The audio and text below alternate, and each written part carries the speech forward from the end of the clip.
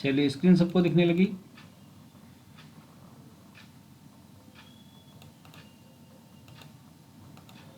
सबको स्क्रीन दिख रही है, मेरी आवाज़ मिल रही है? Yes sir. चलिए ठीक है, तो स्टार्ट करते हैं।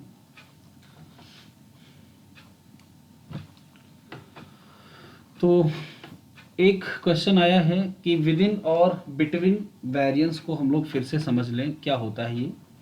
तो इसको समझने के लिए हम सबसे पहले सिस्टमैटिक सैंपल्स बना लेते हैं। ये हमारा पहला सिस्टमैटिक सैंपल है, और इसको जब हम अंडर कैरेक्टरिस्टिक्स y लिखना चाहेंगे तो ऐसे लिखेंगे y11, y12, y1j and y1n।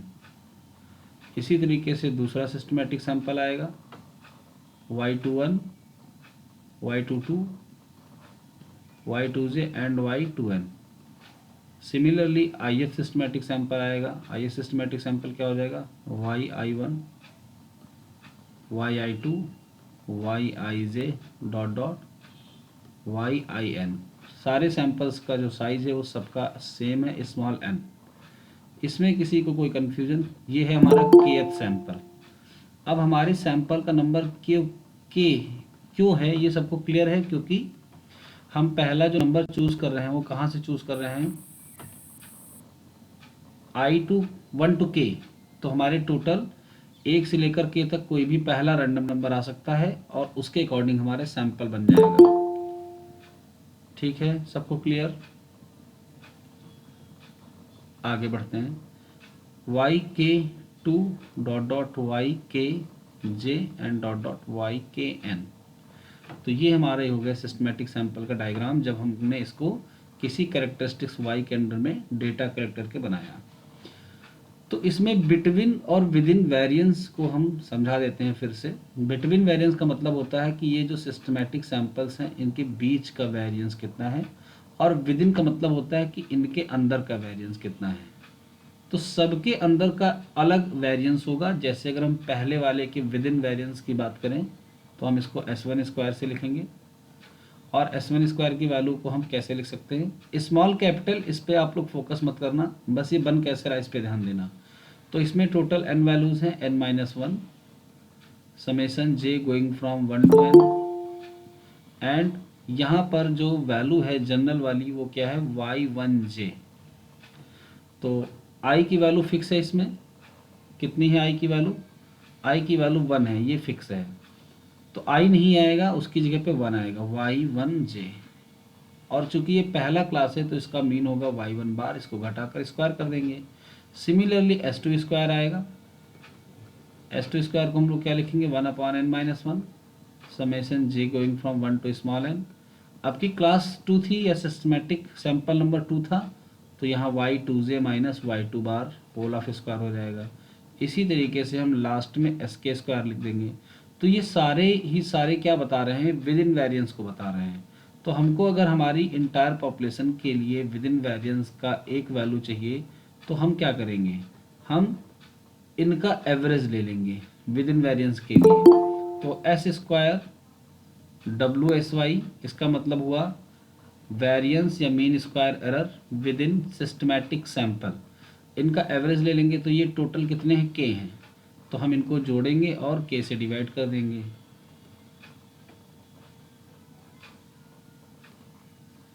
और ये सारे जुड़ने के बाद समेसन के फॉर्म में लिखे जा सकते हैं।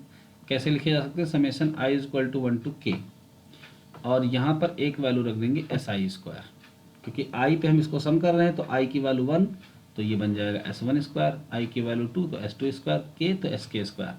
अब अगर हमको SI स्क्वायर की वैल्यू पुट करनी हो तो हम SI स्क्वायर के फार्मूले को यहाँ से समझ सकते हैं।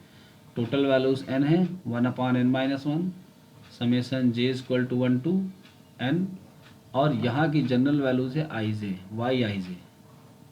जहाँ पर i बताता है कि सिस्टमैटिक सैंपल नंबर i है, और j 1 to n बताता है कि इसका इस क्लास में या इस सिस्टमैटिक सैंपल में टोटल स्मॉल n वैल्यूज़ हैं।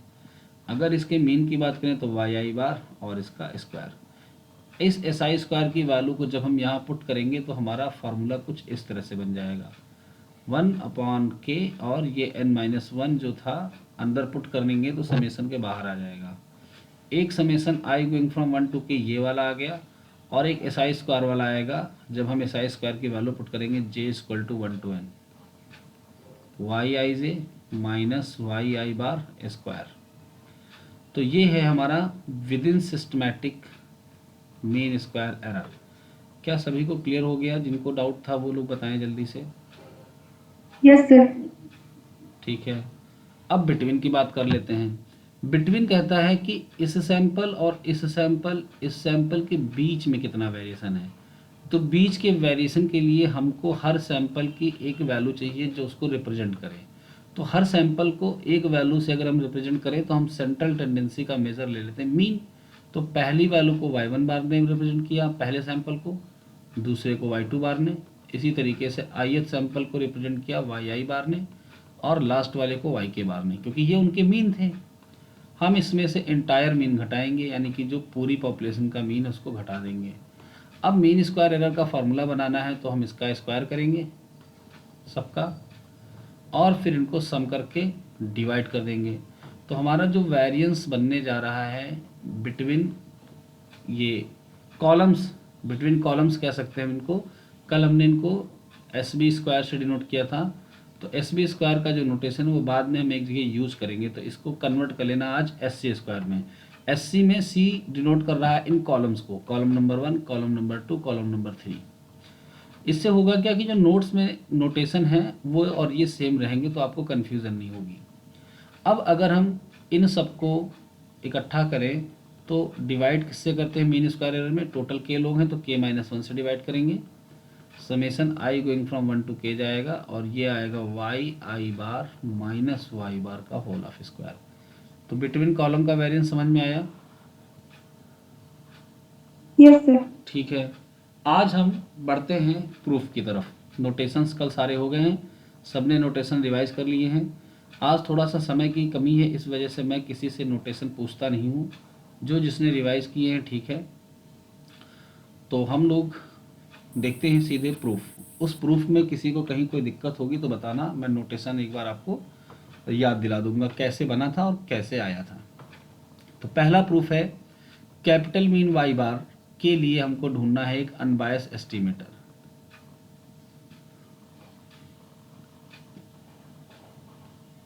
अनबायस एस्टिमेटर कौन बनेगा इसके लिए? अनबायस एस्टिमेटर देखते हैं।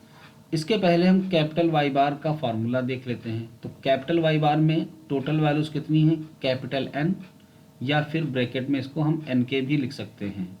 तो हम एक साथ दोनों नहीं लिखते हैं, नहीं तो कन्फ्यूज़न होगी। एक इधर लिखते हैं, बाद में दूसरे स्टेप में एक लिख देंगे। तो सपोज हमने टोटल वैल्यूज मान ली है कैपिटल एन है,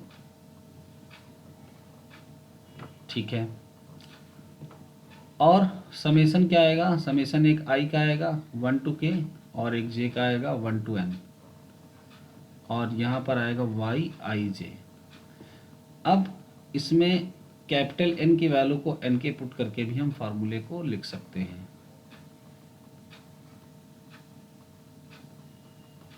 ठीक है, यहाँ तक कोई दिक्कत नहीं। अगर हम बात करें ith सिस्टमैटिक सैंपल के मीन की, तो उसमें टोटल n वैल्यूज़ हैं, और हम 1 to n समेसन करेंगे किसका? वाई आई जे का। इसको यूज करते हुए इस फार्मूले को ऐसे भी लिखा जा सकता है। अगर हम इसकी वैल्यू पुट कर दें तो कितनी वैल्यूज आएंगी?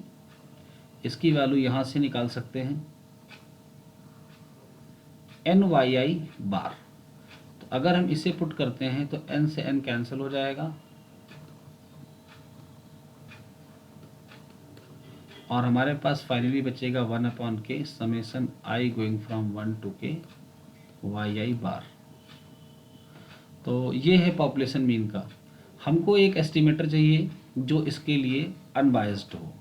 तो हम एस्टिमेटर के लिए क्या यूज करेंगे? ith सिस्टमैटिक सैंपल का mean. ith systematic sample mean. अब ith सिस्टमैटिक सैंपल का मीन क्या है? वाई आई बार, जिसकी वैल्यू अभी अभी सबने देखी 1/n summation j going from 1 to n Y I j. ये अनबायस एस्टिमेटर बनेगा पॉपुलेशन मीन का। इस बात का प्रूफ करने के लिए हम क्या करेंगे? इसकी एक्सपेक्टेशन लेंगे और देखेंगे कैपिटल वाई बार के बराबर आता है या नहीं। ith सिस्टमैटिक सैंपल मीन में आई की वैल्यू कुछ भी हो सकती है। अगर 1 है तो ये y1 बार बन जाएगा, 2 है तो ये y2 बार बन जाएगा, और अगर k है तो ये y बार बन जाएगा। यानी टोटल k सिस्टमेटिक सैंपल के k मीन हो सकते हैं।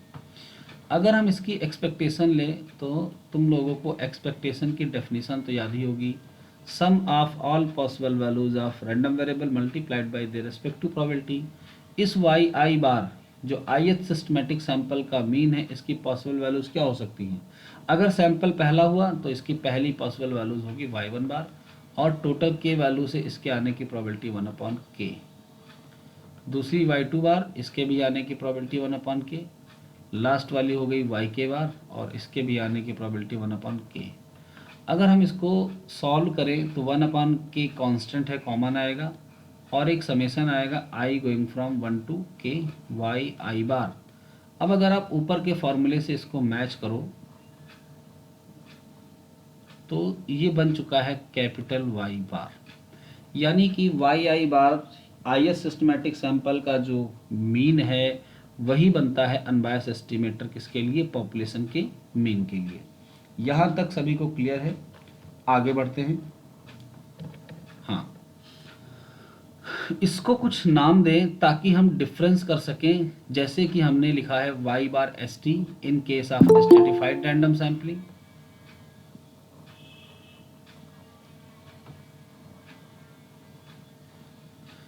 यहाँ पर हम इसको एक नया नाम देंगे y bar S Y S, जहाँ पर एस वाई एस क्या डिनोट करता है? सिस्टमेटिक सैंपल को, और ये किसके इक्वल होगा? वाई आई बार के।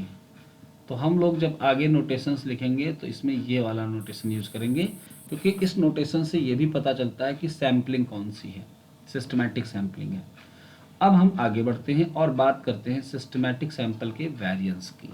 यानी अब हमको कैलकुलेट करना है variance of Y bar S Y S, या हम सिंपली कहें तो variance of Y I bar. इसको कैसे लिखेंगे? Expectation of Y I bar minus expectation of Y I bar and whole of square. अगर इसकी बात करें तो अभी अभी हमने प्रूफ किया है कि ith सिस्टमेटिक सैंपल का जो मीन होता है वो पॉपुलेशन के मीन के लिए अनबायस्ड होता है, तो इसकी जगह पे हम कैपिटल वाई बार पुट कर सकते हैं। आगे बढ़ते हैं। अगर वाई आई एक रैंडम वेरिएबल है वाई आई बार, तो फिर वाई आई बार माइनस वाई बार भी एक रैंडम वेरिएबल होगा, और वाई आई माइनस वाई बार का स्क्वायर भी एक रैंडम वेरिएबल होगा, क्योंकि ये फंक्शन ऑफ रैंडम वेरिएबल हैं और ये भी रैंडम वेरिएबल होते हैं। अब अगर ये रैंडम वेरिएबल है तो इसकी पॉसिबल वैल्यूज़ पहली क्या होगी? तो इसकी पहली पॉसिबल वैल्यूज़ होगी y1 बार माइनस वाई बार। चूँकि स्क्वायर है तो हम इस पर स्क्वायर भी लगाएंगे। दूसरी पॉसिबल वैल्यूज़ क्या होगी? ये होगी, इस पर भी स्क्वायर लगाएंगे, और लास्ट में होगा वाई के माइनस वाई बार, और इस पर भी स्क्वायर। तो एक्सपेक्टेशन के according sum of all possible values, तो हम इसको सम कर लेते हैं multiplied by their respective probability. तो टोटल वैल्यूज के हैं तो इनके आने की प्रोबेबिलिटी 1/k रहेगी। अब अगर हम इसको देखें तो ये बन चुका है 1/k summation i going from 1 to k Y I bar minus capital Y bar square. कोई बता सकता है कि अब तक आपने जितने नोटेशन पढ़े उसमें से हम इसको किस नोटेशन में कन्वर्ट कर सकते हैं? आप में से कोई?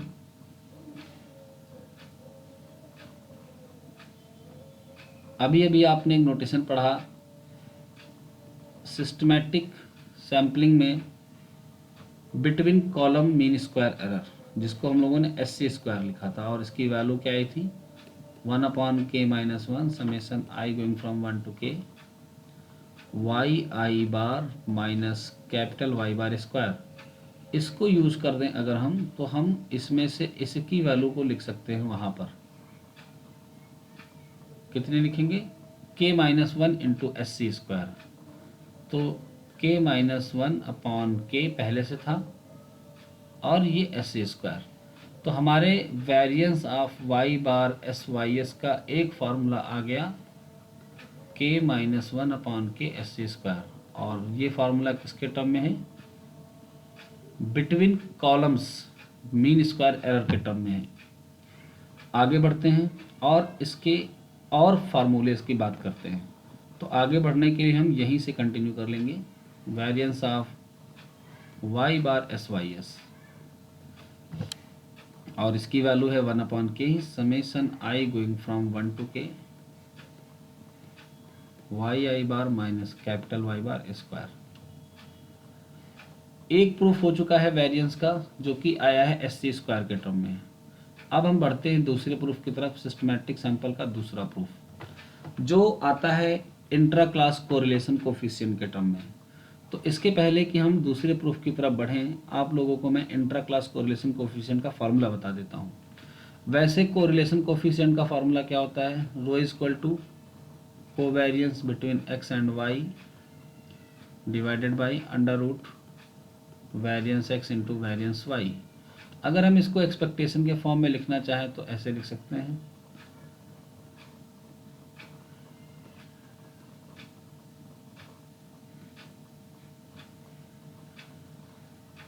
सिमिलरली वेरियंस एक्स को हम क्या लिख सकते हैं?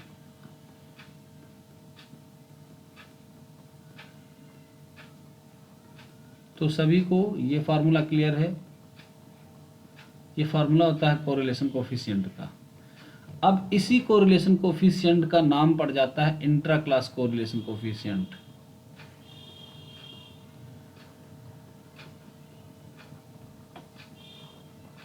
कब?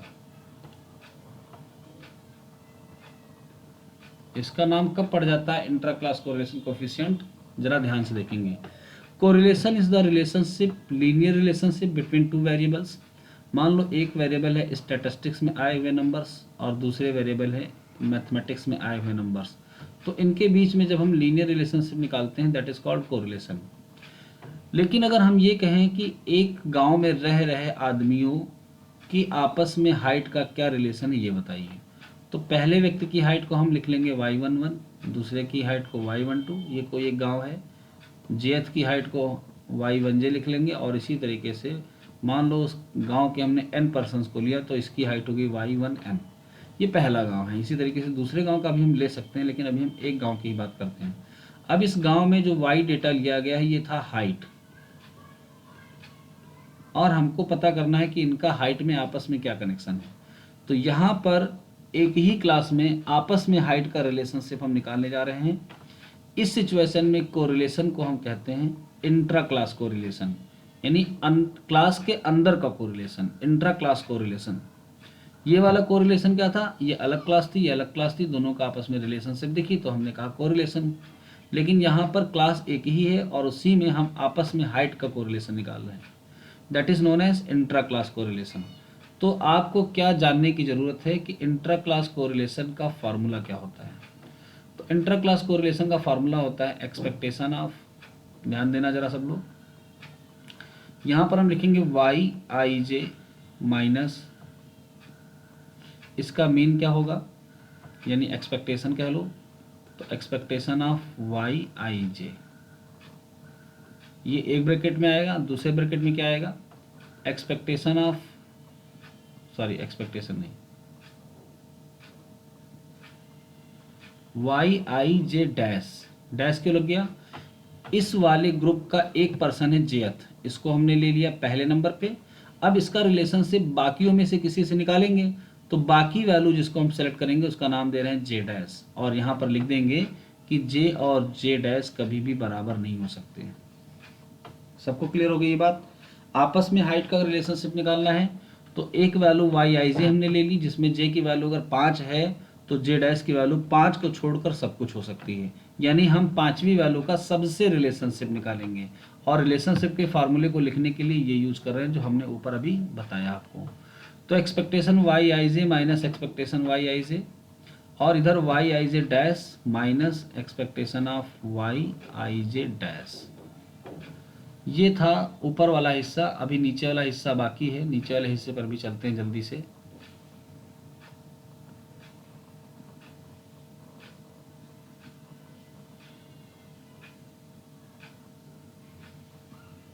चलिए आगे बढ़ते हैं।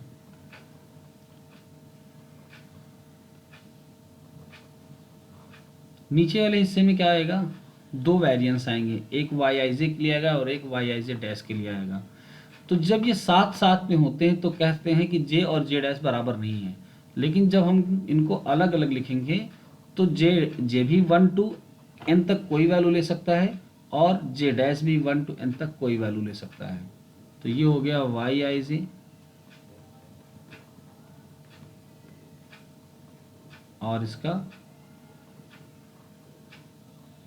स्क्वायर। ये तो हुआ पहली वाली वैल्यू का वेरिएंस। दूसरी वाली वैल्यू का वेरिएंस क्या होगा, एक्सपेक्टेशन वाई आई जे डैश और एक्सपेक्टेशन वाई आई जे डैश का होल ऑफ स्क्वायर। तो अगर एक वैल्यू वाई आई जे है और दूसरी वाई आई जे डैश है तो हम इस तरह से इनका कोरिलेशन कोफिशिएंट निकाल सकते हैं इंट्रा क्लास। इसको ऐसे भी हम लोग लिख सकते हैं, expectation of Y I J minus capital Y bar y I J dash minus capital Y bar upon में ये दोनों का आंसर सेम होगा, क्योंकि ये दोनों एक ही क्लास के वेरिएंस की बात कर रहे हैं, बस नोटेशंस का फ़र्क है, एक जगह जे यूज किया गया, दूसरी जगह जे डैश।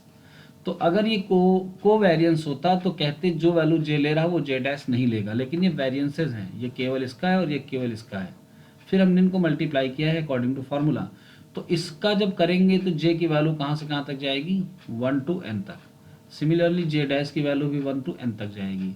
तो दोनों की वैल्यू सेम होगी, इसलिए नीचे इनका स्क्वायर करके अंडर रूट हटाएंगे तो हमारे पास फार्मूला आता है वाई आई जे माइनस एक्सपेक्टेशन वाई आई जे को लिख लो वाई बार और इसका whole of square. This is the formula of intra class correlation coefficient. अब अगर आपको ये फार्मूला नहीं क्लियर है तो आप सिस्टमैटिक सैंपल के प्रूफ को रट के कर तो सकते हो, लेकिन समस्या आएगी। तो इसलिए सभी को ये फार्मूला याद कर लेना है। अब इस फार्मूले में अगर हम एक्सपेक्टेशन को रन कराएं तो एक्सपेक्टेशन पहले आई पे जाएगा, फिर जे पे जाएगा, फिर जे डैश पे जाएगा। तो आई 1 टू के है, इससे आने की probability 1/k, J 1 to n है और जे डैश भी 1 टू n है, लेकिन जे डैश की वैल्यू एक हमेशा कम रहेगी जे से, क्योंकि जो जे ले लिया वो जे डैश नहीं लेगा। एक समेशन आई का आएगा 1 टू के, एक समेशन जे का आएगा 1 टू n और एक समेशन आएगा जे डैश का, ये भी 1 टू n होगा। बस कंडीशन लगी रहेगी कि j is not equal to j dash.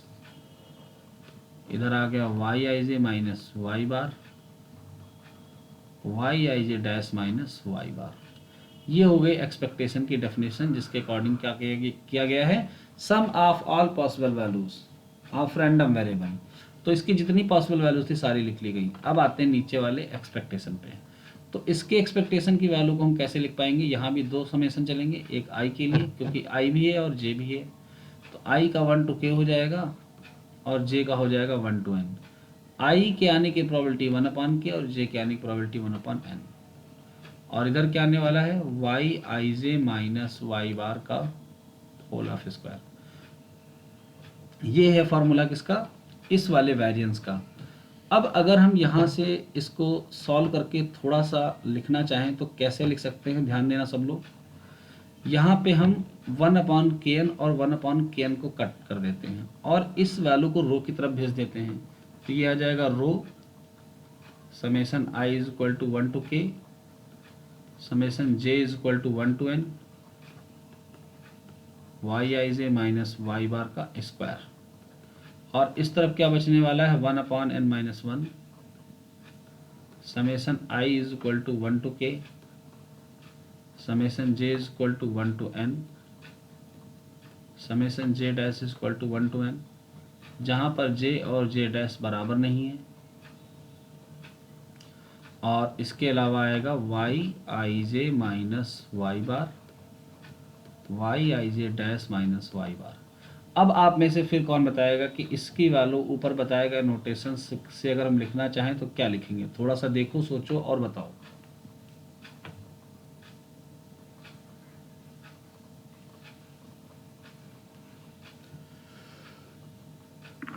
n-1 into S square. Capital n-1 into S square. सभी को क्लियर है ये? कैपिटल एस स्क्वायर के फॉर्मूले से मैंने लिखा है, घर पे देख लेना। अगर हम इस n-1 स्मॉल वाले को भी इधर भेज दें तो ये भी इधर आ जाएगा और हमको किसकी वैल्यू मिल जाएगी, ये जो 3 समेसन है इनकी वैल्यू मिल जाएगी। हमने इनकी वैल्यू निकाली है, ज़रूर कहीं ना कहीं इसका यूज़ है, तभी हमने इसको कैलकुलेट किया है। यहाँ पे है जे डैश और जे डैश बराबर नहीं है। चलो अब हम लोग चलते हैं अपने प्रूफ की तरफ। ये तो थी बात इंटर क्लास कोरिलेशन की, जहाँ से हमको ये मिल गया है। एक बार तुम लोग और देख लेना, इंटर क्लास कोरिलेशन में कहीं अगर कोई दिक्कत आए तो मुझे बताना, ठीक है। ये वैल्यू अभी हम यूज़ करेंगे। वापस से चलते हैं अपने फॉर्मूले पर। तो फिर से एक बार, 1 मिनट।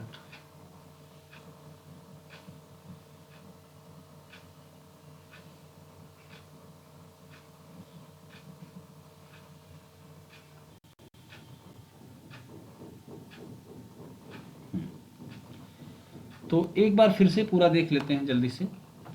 अब तक हम लोगों ने क्या किया, हम लोग कैलकुलेट कर रहे थे variance of Y bar S Y S Y bar S Y S is the unbiased estimator of population mean. तो इस Y bar S Y S का वेरिएंस का ये फार्मूला है, और इस फार्मूले में एक्सपेक्टेशन की डेफिनेशन लगाई गई, sum of all possible values of this multiplied by the respective probability. तो हमें रिजल्ट मिला ये k-1/k/SC²। फिर अगर हम इस फार्मूले को सॉल्व करें वापस से, तो आगे हमको रिजल्ट क्या मिलने वाला ये हम देखने जा रहे थे, लेकिन उसके पहले हमने आपको बताया इंटर क्लास कोरिलेशन। तो अब हम वापस से यहीं से स्टार्ट करेंगे, इस वाली वैल्यू से, ठीक है। चलो स्टार्ट करते हैं, और इंटर क्लास कोरिलेशन का यूज़ करते हुए हम लोग variance of Y bar S Y S calculate करेंगे। तो हमारे पास जो रिजल्ट पहले आ चुका है वो है Y bar S Y S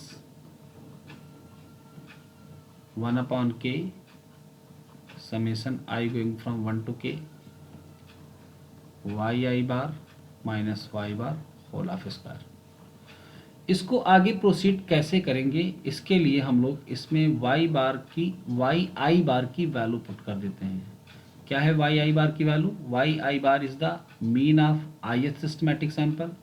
इसकी वैल्यू होगी 1/n summation I is equal to 1 to k, sorry j is equal to 1 to n, फार्मूले में कन्फ्यूजन ना हो, j is equal to 1 to n Y I j. क्या सभी को clear है वाई आई बार की वैल्यू?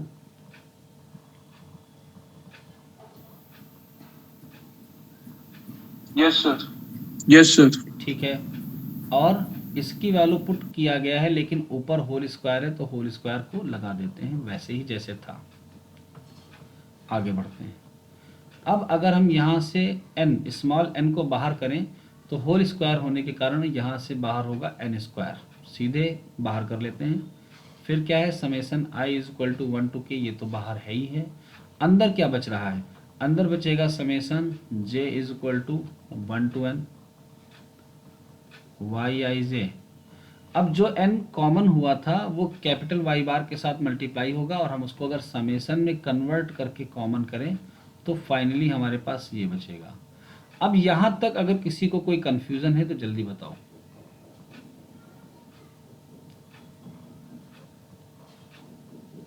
चलो सबको क्लियर है, ये 1/n जो कॉमन हुआ था यहाँ पे था तो कॉमन हुआ, यहाँ नहीं था तो n से मल्टीप्लाई हुआ। n को हम समेसन में कन्वर्ट कर सकते हैं j equal to 1 to n, तो यहाँ भी समेसन और यहाँ भी समेसन दोनों कॉमन हो गए, और उसके बाद हमको ये रिजल्ट मिल गया। ये आप पहले भी कर चुके हैं विद और विदाउट में, तो कोई दिक्कत नहीं है। आगे बढ़ते हैं। अब आप सबको मैंने एक फार्मूला पढ़ाया था अगर याद हो, समेसन ए आई का होल स्क्वायर।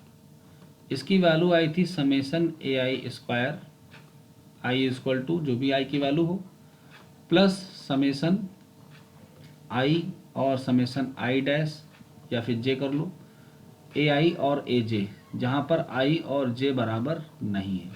याद आया कुछ? इसका यूज करेंगे यहाँ पर। अब जब इसका यूज करने वाले हैं तो ये हो गया 1/k n², जो कि पहले से हमारे पास है, summation I is equal to 1 to k। इसका यूज करेंगे तो क्या होगा, summation j is equal to 1 to n, और इसका आएगा होल स्क्वायर वाई आई जे माइनस वाई बार का होल स्क्वायर। पहली वैल्यू आ गई समेसन दिस। अब दूसरी वैल्यू के लिए क्या करेंगे, तो दूसरी वैल्यू के लिए हम ये देखेंगे कि इसमें वेरिएशन किस पे किया जाए, आई पे या जे पे। तो किसी के समझ में अगर कुछ आ रहा हो तो बताओ। इसमें जो वेरिएशन हम करेंगे वो समेशन पे जो होगा उसी का करेंगे। जैसे यहाँ पर जे दिख रहा है तो जे का ही करेंगे। तो एक को हम लिखेंगे j is equal to 1 to n और दूसरे को लिखेंगे j डैश। i और j यहाँ पर लिखा है, लेकिन यहाँ पर i और j अलग अलग हैं, यूज नहीं हुए थे। अपने वाले नोटेशन में हम i को पहले ही यूज कर चुके हैं। तो j के साथ एक j डैश यूज कर लेंगे और लिखेंगे j is not equal to j dash. यहाँ पे क्या लिखेंगे, वाई आई जे माइनस वाई बार, और इधर लिखेंगे वाई आई जे डैश माइनस वाई बार। ये तो आया होल स्क्वायर की वैल्यू। अब इस होल स्क्वायर की वैल्यू को सॉल्व करने के लिए हम इस वाले समेशन को अंदर ले चलते हैं। समेशन जब अंदर जाएगा तो पहली वाली वैल्यू पे भी लगेगा और बाद वाली वैल्यू पे भी लगेगा। तो पहली वाली वैल्यू पे जो हमने समेशन लगाया, यहाँ से कौन सा फार्मूला बन रहा है ये तुम लोग सोचो। हम बाद वाले को जरा लिख लेते हैं, तब तक बताओ तुम लोग।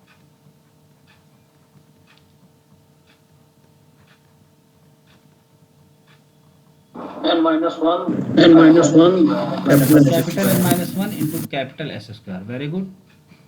चलो बाद वाला भी हमने लिख लिया, और बाद वाले की वैल्यू हमारे पास कहाँ पे है, अभी अभी इंट्रा क्लास का फार्मूला लगाया था वहाँ से लाएंगे। तो ये हो गया 1/kn², और इसकी वैल्यू हो गई n-1s²। अब बचा ये पूरा 3 समेशन के साथ ये वैल्यू। तो 3 समेशन के साथ जो वैल्यू है वो शायद यही है, और इसकी वैल्यू इधर रखी हुई है n-1 रो कैपिटल n-1s²।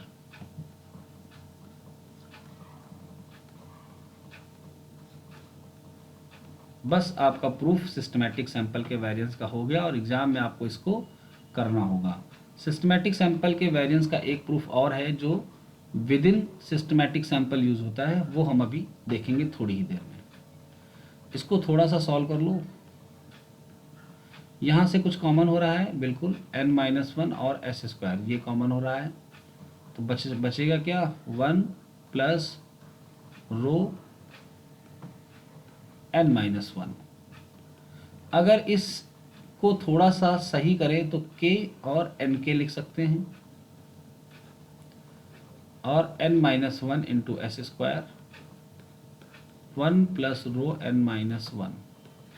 nk को कैपिटल N में लिखा जा सकता है, तो फार्मूला क्या बन गया, n-1 nk s², 1 plus rho n-1. This is the value of variance of y bar sys in terms of intra-class correlation coefficient. तो एक variance of y bar sys पहले आया था जिसकी वैल्यू थी k-1/k sc²। ये था between column mean square error के टर्म में, ये है इंट्रा क्लास कोरिलेशन कोफिशिएंट के टर्म में। ठीक है, अब हम लोग सर, हाँ बोलिए सर ये k इंटू एन के कैसे हो गया? यहाँ पर क्या लिखा हुआ है, n 2 बार है ना। अच्छा हमने k 2 बार लिख दिया है, तो n यहाँ पर कर लो। ओके, अब सही है, n इंटू एन के हो गया ना। हाँ ठीक है, Yes, sir. वो थोड़ी सी मिसप्रिंट हो गई थी। अब ये क्या बन गया, n-1/nn s²। तो इस फॉर्मूले में अगर हम ये आपसे पूछें कि variance of y bar sys की मिनिमम वैल्यू कितनी आएगी, तो कौन बताएगा। तो किसी भी वेरिएंस की मिनिमम वैल्यू हमेशा 0 होती है, ये बात याद रखना। स्क्वायर होता है इसलिए माइनस की वैल्यू होती नहीं है, तो मिनिमम हमेशा 0 होती है। लेकिन वो मिनिमम वैल्यू 0 कब होगी, तो आपको दिख रहा होगा ये 0 नहीं हो सकता। पॉपुलेशन वेरिएंस है, मीन स्क्वायर एरर है, capital in population size, small in sample size. केवल ये वाली क्वांटिटी को हम 0 पुट कर सकते हैं। जैसे ही इसको 0 पुट करेंगे वैसे ही हमको पता चलेगा कि रो की वैल्यू होती है -1/n-1।